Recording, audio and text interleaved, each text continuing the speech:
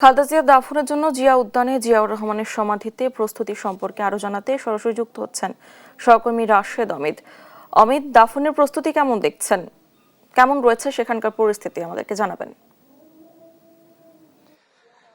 সেটি হচ্ছে দাফনের প্রস্তুতি সেটি হচ্ছে যে বিকেল বেলা আমাদের এখানে হচ্ছে মানে এই জিয়া রহমানের মাজার প্রাঙ্গণে কিন্তু স্বরাষ্ট্র উপদেষ্টা এসেছিলেন এবং তিনি শহীদ প্রেসিডেন্ট জিয়াউর রহমানের কিন্তু মাজারও তিনি কিন্তু জিয়ারত করছেন। এছাড়াও সার্বিক পরিস্থিতি এই মুহূর্তে যেটি হচ্ছে পুরো এলাকা এই মুহূর্তে সেনাবাহিনী এবং ভিডিএর দ্বারা কিন্তু কর্ডন করা হয়েছে এবং আমরা যারা বিকেল যখন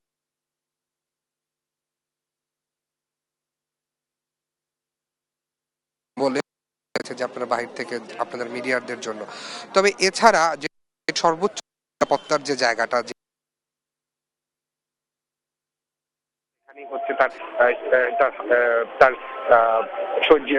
রাষ্ট্রপতি জিয়াউর রহমানের পাশেই তার আসলে যেহেতু হচ্ছে তার সমাধিস্থলটি হচ্ছে সেই জায়গাতে কেন্দ্র করে নিরাপত্তা যেরকমটা দেওয়া হচ্ছে সকাল থেকেও আমরা যেটা দেখেছি নিরাপত্তা ছিল, তবে সন্ধ্যার পর গিয়ে আসলে নিরাপত্তাটা জোরদার করা হয়েছে। এছাড়া যেটি কবরস্থানের জন্য সকালবেলা মাপঝোঁক করা হয়েছে, আমরা বিকাল অবধি যেটা দেখেছি যে যেহেতু পুরো জায়গাটা টাইলস করা বা মোজাইক করা, সেই জায়গাটাতে সকালবেলা মাপঝোঁক করে গিয়েছে কিভাবে বা তাকে কোন পাশ থেকে হচ্ছে আসলে দাফন করা হবে সেটি এখন পর্যন্ত আমরা দেখতে পাইনি বা এখনো যেহেতু হচ্ছে কবর খোঁড়া হয়নি সেহেতু আমরা আসলে বলতে পারছি না যে আসলে কোন পাশ থেকে আসলে তাকে দাফন করা হবে। এছাড়া যেটি হচ্ছে যেহেতু খালেদা জিয়ার যে বর্ণাঢ্য রাজনৈতিক যে জীবন, তার যারা নেতাকর্মী যারা আছে দীর্ঘদিন, যারা বিএনপি নেতাকর্মী যারা ছিলেন, যারা ফ্যাসিস্টের সময় যারা এই বিএনপির নেতাকর্মীরা যারা বিভিন্ন ধরনের মামলা বা বিভিন্ন ধরনের হামলার শিকার হয়েছে, তারা এই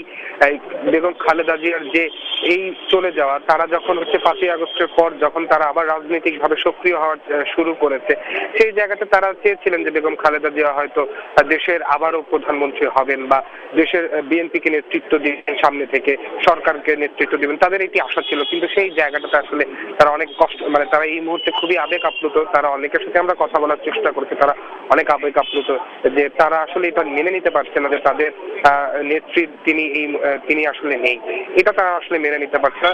অবশ্য বেগম খালেদা জিয়া সেই যদি বলি 23শে নভেম্বর তিনি হচ্ছে শারীরিক অসুস্থতা নিয়ে তিনি এবার কেয়ার হাসপাতালে ভর্তি হন এবং তারপর কিন্তু 30 সময় তিনি হচ্ছে হাসপাতালে তিনি কিন্তু শয্যাশায়ী ছিলেন অনেকটাই। তো এখন পর্যন্ত এখানে যেটি অবস্থা সেটি হচ্ছে চারপাশ আসলে অনেকটাই নেতাকর্মী দ্বারা পরিপূর্ণ হয়ে আছে। তারা সবাই যাচ্ছে শেষবারের জন্য হলো দেখতে চায় বেগম খালেদা জিয়াকে। এখন সেটি হয়তো বিএনপি হয়তো সিদ্ধান্ত নেবে বা তার ছেলে বিএনপির ভাইস চেয়ারম্যান